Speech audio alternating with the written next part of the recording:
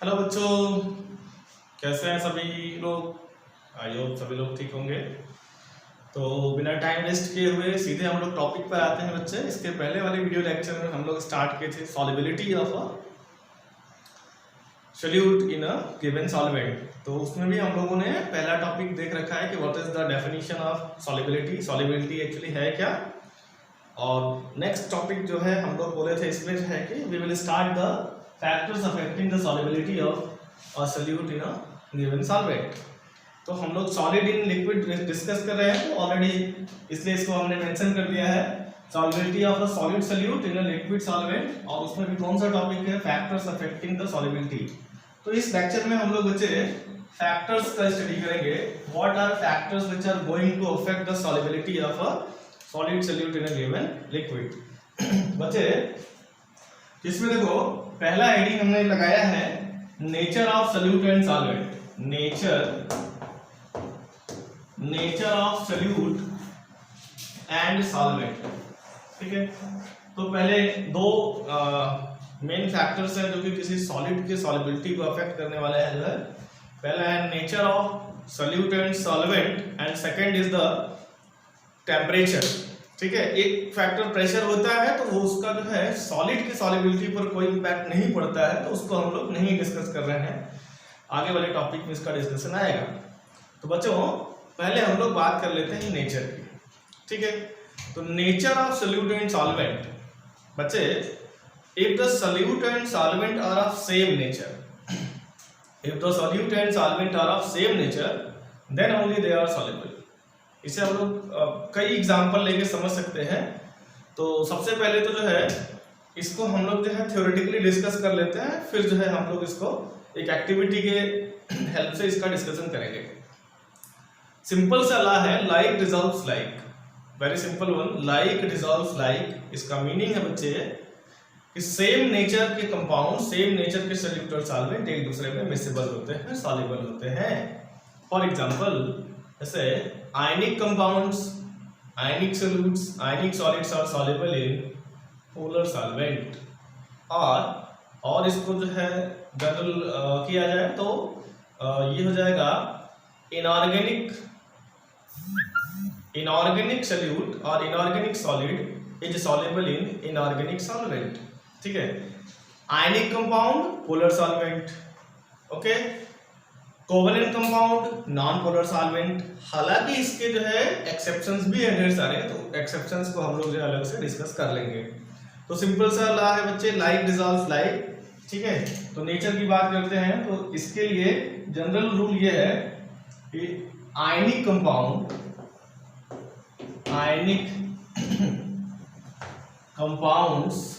ठीक है।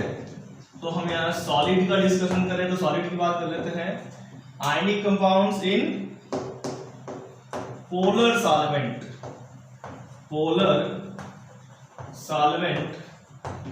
Like water, ठीक है। तो एक तो ये हो गया आयनिक कंपाउंड या आयनिक सॉलिड इन पोलर सॉल्वेंट।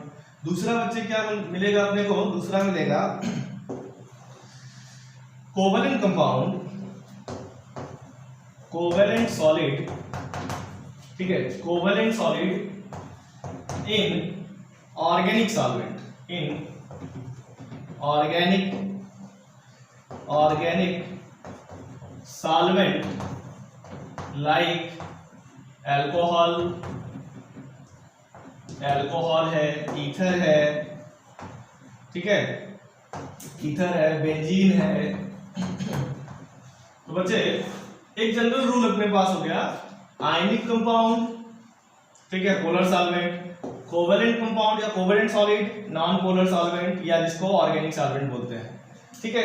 तो बच्चे इसको ऐसे भी लिख सकते हैं एक लाइन में, इनऑर्गेनिक सॉलिड इनऑर्गेनिक सॉल्वेंट, ठीक है, organic solute organic solvent.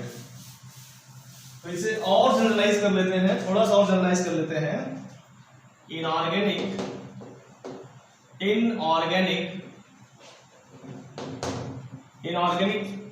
Solid, इसके लिए क्या है, इनऑर्गेनिक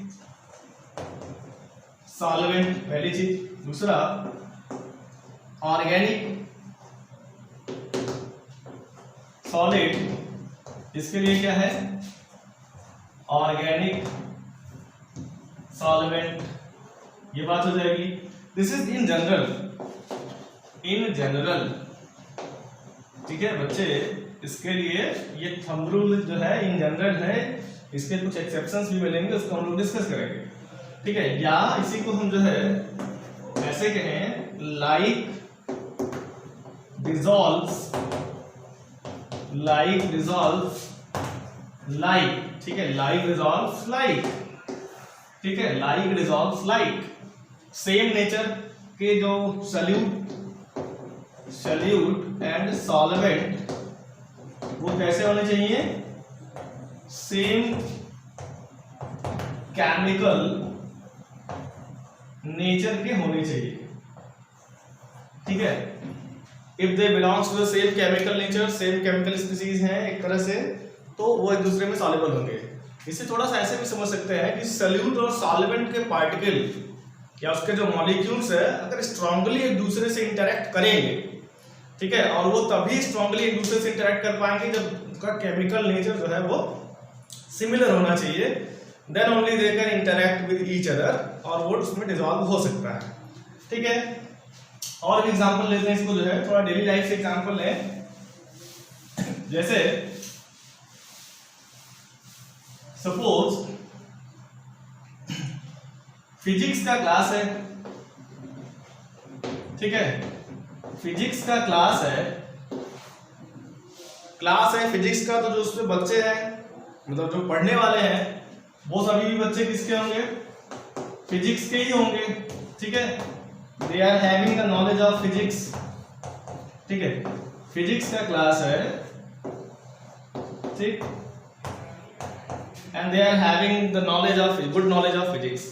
तो बच्चे अब इसमें, ठीक है, किसी की एंट्री होती है सपोज, एंड दे ये जो है सपोज जो है कि ये जो स्टूडेंट्स हैं इनको मान लेते हैं ये सॉल्वेंट है, एज्यूम, जस्ट एज्यूम। अब बच्चों इसमें एंट्री होती है, ठीक है, एक ऐसे पर्सन की, एक ऐसे टीचर की जो लिटरेचर का है, किसका है, ये लिटरेचर का है, और ये है फिजिक्स वाले, ठीक है। तो क्या इनका और इनका कोई इंटरेक्शन होगा, क्या ये बच्चे इनसे इंटरेक्ट करेंगे, क्या ये स्टूडेंट्स इनसे इंटरेक्ट कर पाएंगे, या ये जो लिटरेचर वाले सर हैं क्या इन बच्चों को इंटरेक्ट कर पाएंगे कुछ इनसे, कुछ नहीं, ये आएंगे सीधे और क्लास में से होते हुए बाहर निकल जाएंगे, ठीक है।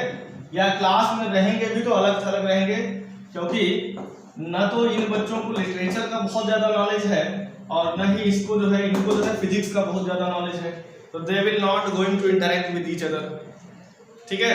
तो वो एक दूसरे से इंटरेक्ट नहीं करेंगे, क्योंकि दोनों क्या है, दोनों का जो नेचर है वो अलग अलग है, एक लिटरेचर का है और दूसरा जो है साइंस का है, और साइंस में भी स्पेशली फिजिक्स का है, ठीक है। तो बच्चों दोनों को नेचर क्या हो गया, अलग अलग हो गए, दोनों की प्रॉपर्टीज अलग हैं, दोनों अलग अलग डिपार्टमेंट से जो है बिलोंग करते हैं, that's why they will not interact with each other, या इंटरेक्शन होगा भी तो बहुत बहुत नॉमिनल इंटरेक्शन या न के बराबर होगा, तो ये अलग थलग पड़ जाएंगे, ठीक है, ये अलग पड़ जाएंगे, इसका मतलब ये इनके साथ डिसॉल्व नहीं हो पाएंगे।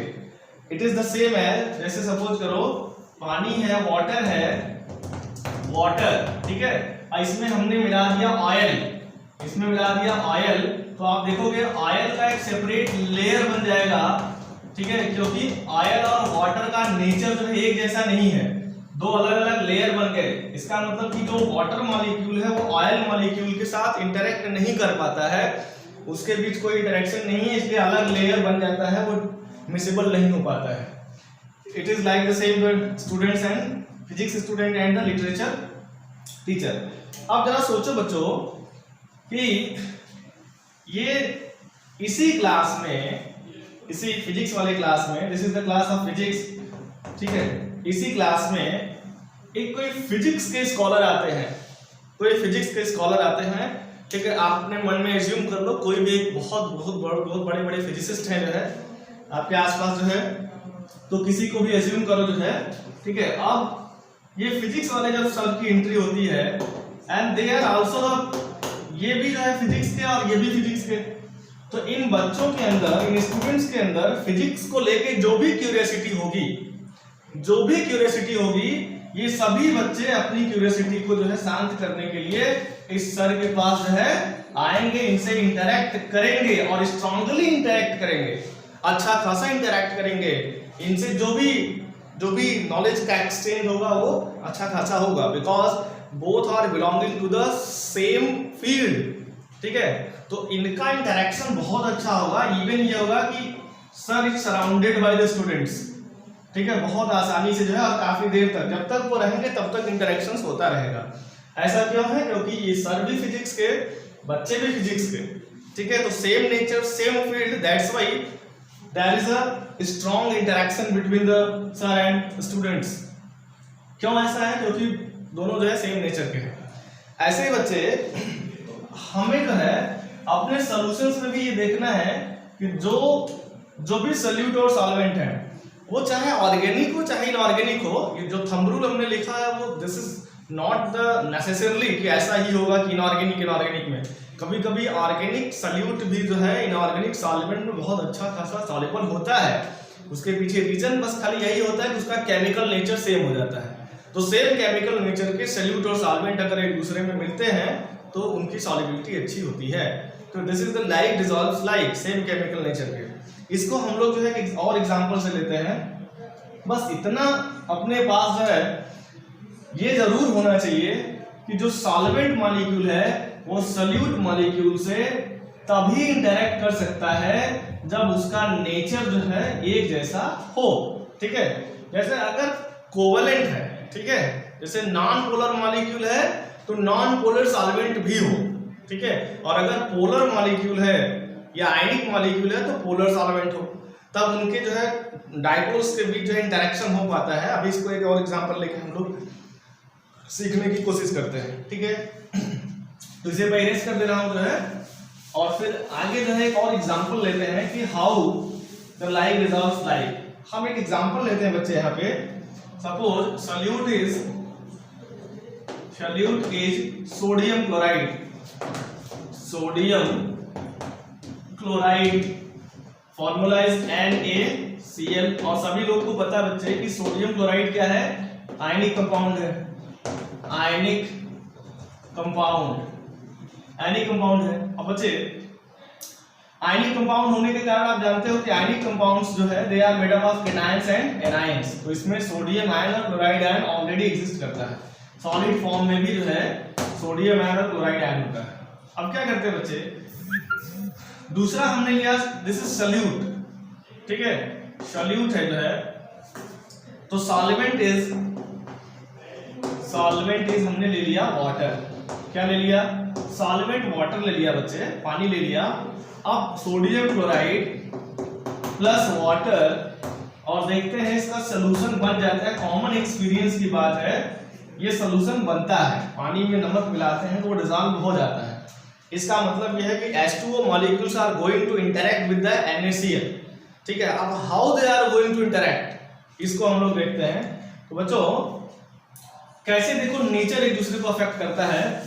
सी suppose this is the H2O molecules. अच्छा, H2O मॉलिक्यूल क्या है? पोलर सिस्टम होता है। H2O मॉलिक्यूल्स में डाइपोल पाया जाएगा। This is the positive pole of H2O molecule and this is the negative pole of H2O molecule। ऐसा क्यों है? सभी बच्चों को पता होगा, oxygen hydrogen, oxygen is more electronegative, ठीक है। तो ये क्या करेगा, यहाँ पे इसके ऊपर partial negative charge, partial positive charge, तो इस तरह से जो है ये पोलर मॉलिक्यूल हो जाता है। तो इसको सिंबॉलिकली हम लोग ऐसे दिखा देते हैं। सिंबॉलिकली हम लोग ये दिखा देते हैं कि H2O मॉलिक्यूल के पास जो है दो पोल्स होता है, एक नेगेटिव पोल और एक positive pole. H2O is a polar molecule. सभी बच्चों को पता है, क्लास 11 केमिकल बॉन्डिंग वाले टॉपिक में पोलर और नॉन पोलर मॉलिक्यूल्स क्या होते हैं पता है। तो H2O is a polar solvent और water is a polar solvent. तो what happens when NaCl is dissolved in water? NaCl को जब हम पानी में डिसॉल्व करते हैं, वाटर में डिसॉल्व करते हैं, तो देखो बच्चों होगा क्या, sodium chloride is already having the sodium ion and chloride ion, यहाँ पे कंप्लीट चार्ज पार्टिकल्स है ये जो है, ठीक है। तो sodium ion and chloride ion यहाँ पे होता है। When it is dissolve in water, जब इसको पानी में डिसॉल्व करेंगे बच्चे, तो देखो होगा क्या कि जो H2O मॉलिक्यूल्स है, ठीक है, H2O मॉलिक्यूल्स के जो डाइपोल्स है वो क्या करेंगे, उस डाइपोल्स का जो अपोजिट एंड होता है, अपोजिटिवली चार्ज एंड जो है वो एक दूसरे को सराउंड करना स्टार्ट कर देते हैं, ठीक है। अच्छा, वो सराउंड क्यों करेंगे अभी, क्यों, क्योंकि इलेक्ट्रोस्टैटिक फोर्स ऑफ अट्रैक्शन होगा।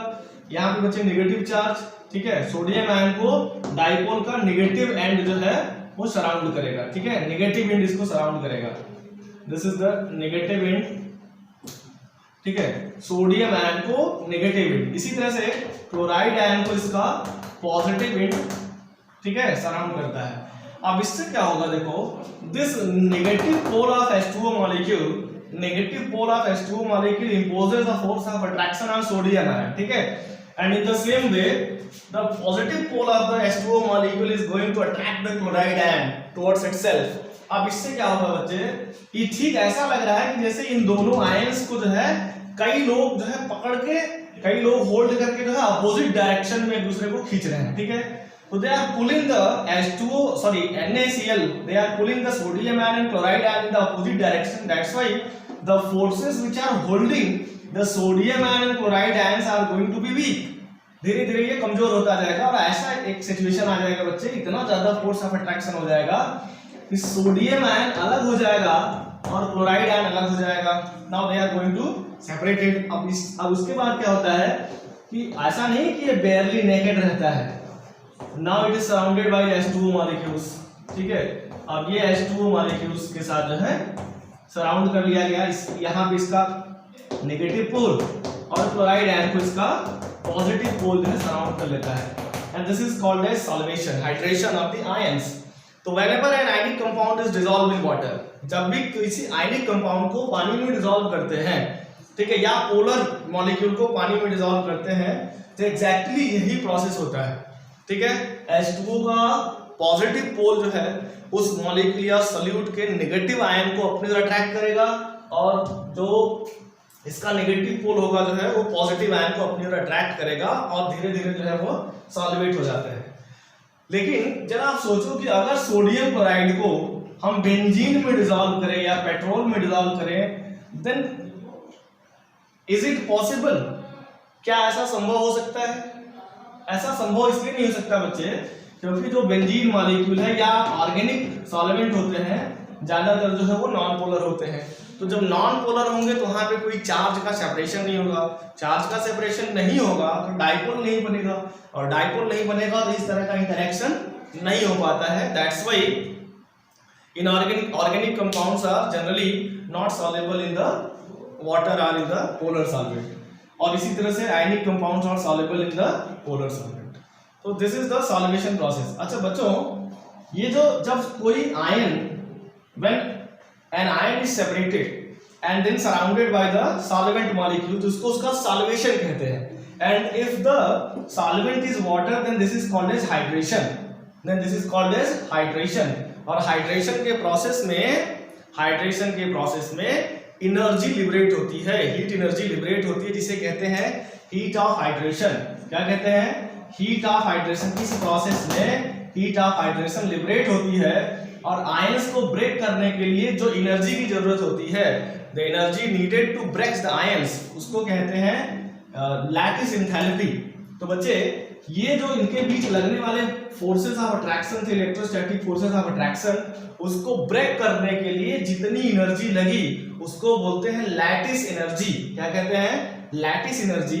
और उसके बाद after breaking the sodium ion, chloride ion और the opposite charges, then they are going to surrounded by the H2O molecules and this is called as their hydration। तो hydration के process में energy release होती है, और breaking के time जो है एनर्जी यूज्ड होती है। तो बच्चे, इफ द टोटल एनर्जी का जो वेटेज है बच्चे, कि if the lattice enthalpy is less than hydration enthalpy then only an ionic compound is soluble in water. बच्चे तो मिला जुला के क्या हो जाएगा, del hydration H is greater than del, यहाँ लैटिस जो है लिख देते हैं H। तो बच्चे सॉल्युबल होने के लिए ये क्राइटेरिया भी फॉलो होना चाहिए।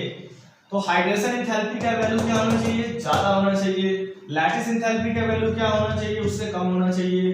Then only an ionic compound is soluble in water. फिर से इस बात को रिपीट करते हैं, energy needed to break the ions is called as the lattice enthalpy, lattice energy, and the energy released when the ions are surrounded by the water molecule is called as hydration enthalpy, hydration energy. So if the hydration energy is greater than the lattice energy then the solid is soluble. Okay, अब बच्चे ये तो रहा कि how the ionic solids are soluble in polar solvent like in water। तो दोनों का nature देखो बच्चे क्या था, सेम था। एक तरह से सेम कैसे था कि ये भी एक तरह से देखो, ये तो कंप्लीटली जो है सोडियम आयन क्लोराइड आयन से मिलकर बना है, लेकिन H2O मॉलिक्यूल में भी चार्जेस हैं, although they are not complete charges, actually partial charges, but फिर भी there is charge, वो पोलर मॉलिक्यूल है। तो इस तरह से बच्चों आयनिक कंपाउंड है पोलर सॉल्वेंट में सॉल्युबल हो जाते हैं। ठीक है, अब कुछ ऐसे भी कंपाउंड होते हैं जो कि हैं तो ऑर्गेनिक लेकिन सॉल्युबल होते हैं, किसमें है तो ऑर्गेनिक लेकिन सॉल्युबल होते हैं polar solvent like in water. तो यहां पे इसको मैं थोड़ा सा क्लेरिफाई कर देता हूं, सम ऑर्गेनिक कंपाउंड, अब ऑर्गेनिक है तो कैसे होंगे, कोवेलेंट, ठीक है, are soluble in, are also soluble in water, are also soluble in water. ठीक है, वो भी पानी में सॉल्युबल होते हैं, although they are non ionic, वो कोवेलेंट होते हैं। फॉर एग्जांपल जैसे हम बताते हैं अल्कोहल है, ग्लूकोज है, ठीक है, फ्रक्टोज है, तो कुछ ऐसे, सुक्रोज है, तो ऐसे कंपाउंड भी जो है, कार्बोक्सिलिक एसिड है, तो ऐसे भी कंपाउंड होते हैं जो कि कोवेलेंट हैं, आयनिक नहीं है, फिर भी then also they are soluble in water. अब क्या करेंगे, इसको कैसे एक्सप्लेन करेंगे, तो बच्चे अपने को पता है कि H2O मॉलिक्यूल जो है वो हाइड्रोजन बॉन्ड भी बना सकता है। ठीक है, तो इसका जो एक्सप्लेनेशन है बच्चे, इसका एक्सप्लेनेशन क्या है, एक्सप्लेनेशन जैसे कोई आपसे पूछे कि चलो सोडियम क्लोराइड तो आयनिक था, ठीक है, इसलिए वो पोलर H2O मॉलिक्यूल के साथ इंटरेक्ट किया और सॉल्युबल हो गया, लेकिन ग्लूकोज हाईली सॉल्युबल है, alcohol, ethyl alcohol, methyl alcohol highly soluble है, ठीक है, फ्रक्टोज हाईली सॉल्युबल है, सुक्रोज हाईली सॉल्युबल है, and they are non ionic, they are covalent, then also they are soluble in water. What is the reason behind this? तो बच्चे ऐसे सभी compound, ठीक है, all those compounds which can form the hydrogen bond with water molecule are also soluble in water।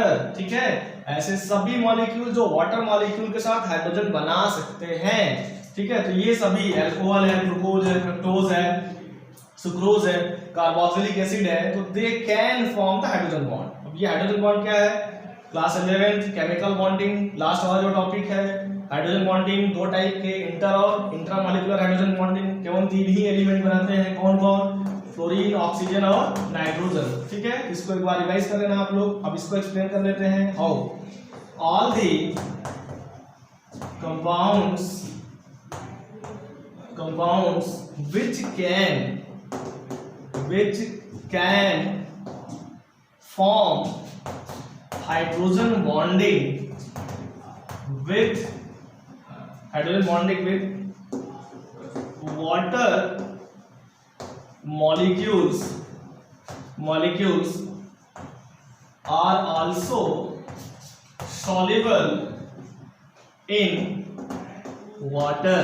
ठीक है, तो बच्चे अब इसका एक्सप्लेनेशन यही हो गया कि सिंस अल्कोहल मॉलिक्यूल, अब देखो अल्कोहल और ग्लूकोज जितने कार्बोहाइड्रेट्स होते हैं, जो भी कार्बोहाइड्रेट सॉल्युबल होते हैं, सभी तो नहीं सॉल्युबल होते हैं लेकिन कुछ सॉल्युबल होते हैं, तो अल्कोहल है, कार्बोक्सिलिक एसिड है, ग्लूकोज है, फ्रक्टोज है, they are having OH group. जैसे अल्कोहल का जो जनरल फार्मूला ही होता है बच्चे ROH, ठीक है, तो देखो यहाँ पे ध्यान से, अल्कोहल के लिए ROH, तो ये जो है हाइड्रोजन बॉन्ड बना सकता है H2O मॉलिक्यूल के साथ, ठीक है।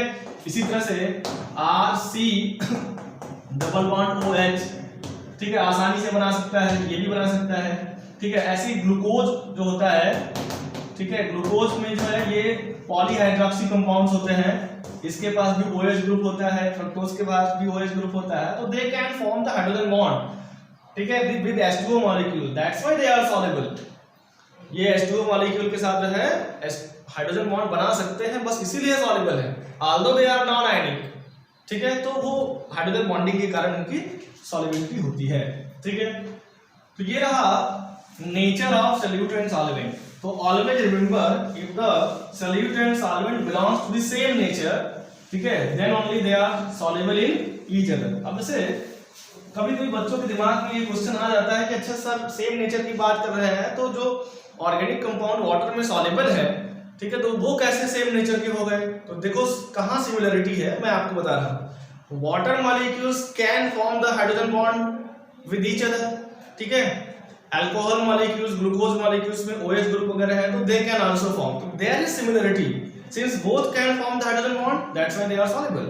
अब यही बात जैसे मैं आपको एक एग्जांपल लेके आपको बताऊं, देखो अल्कोहल है और वाटर है, अल्कोहल, इसमें अगर हम अल्कोहल मिलाएं तो ये इसमें मिसिबल हो जाता है, ठीक है, लेकिन अगर इसमें हम ऑयल मिलाएं, एडिबल ऑयल, कोई भी ऑयल इसमें मिलाओ, ठीक है, ऑयल, तो ये जो है इसमें एक अलग लेयर बना लेता है।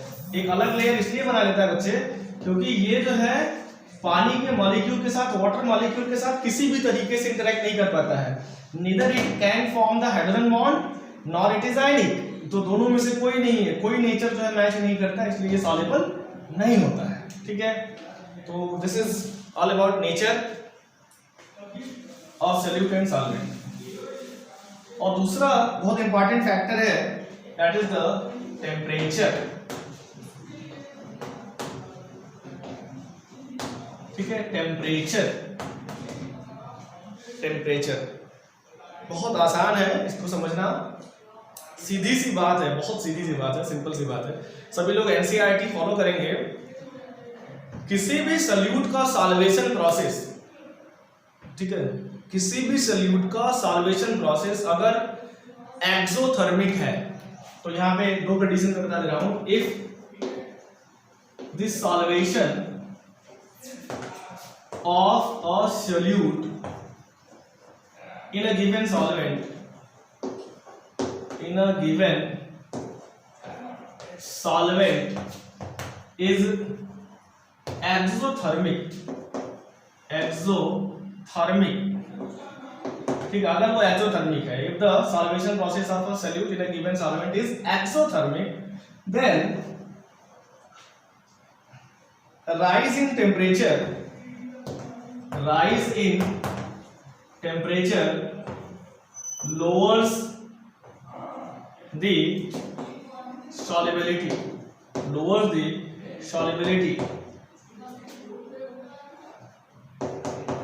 ठीक है, लोअर दी सॉल्युबिलिटी, मतलब बच्चे अगर टेम्परेचर राइज होगा, टेम्परेचर अगर राइज किया, ठीक है, तो सॉल्युबिलिटी जो है वो क्या हो जाएगा, कम हो जाएगा। ये किसके लिए है?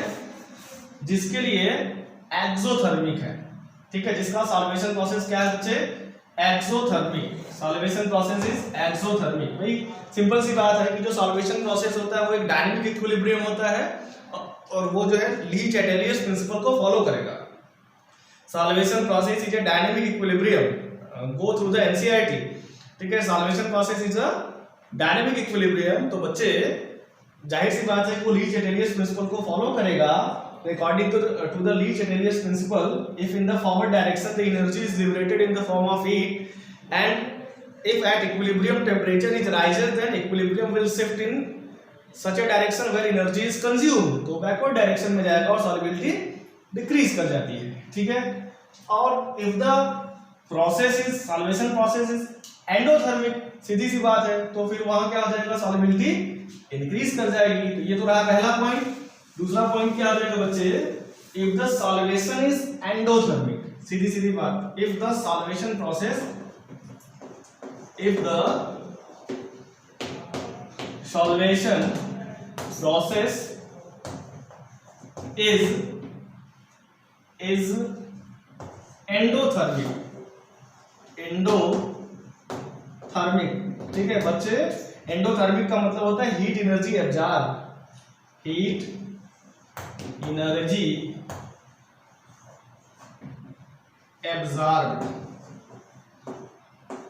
एब्जॉर्ब हो जाए, मतलब एंडोथर्मिक हो। देन solubility increases, ठीक है, solubility increases as the temperature increases, then solubility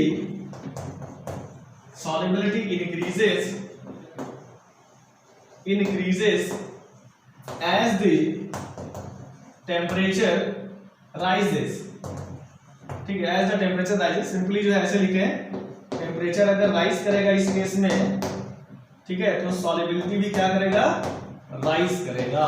लेकिन प्रोसेस कैसा होना चाहिए, प्रोसेस होना चाहिए बच्चे एंडोथर्मिक, ठीक है। मैं बहुत सिंपल एग्जांपल ले रहा हूं, जो है चीनी की जब चाशनी बनाते हैं, शुगर सिरप जब बनाते हैं बच्चे, तो शुगर ज्यादा से ज्यादा डिजॉल्व उसमें हो, उसके लिए उसको क्या करते हैं, हीट करते हैं, ठीक है। शुगर सिरप बनाने के लिए वाटर को हीट करते हैं, क्यों, because the solvation process of sugar is an endothermic process, ठीक है। शुगर को वाटर में अगर डिसॉल्व किया जाए तो हीट एनर्जी एब्जॉर्ब होता है, दैट्स व्हाई, ठीक है।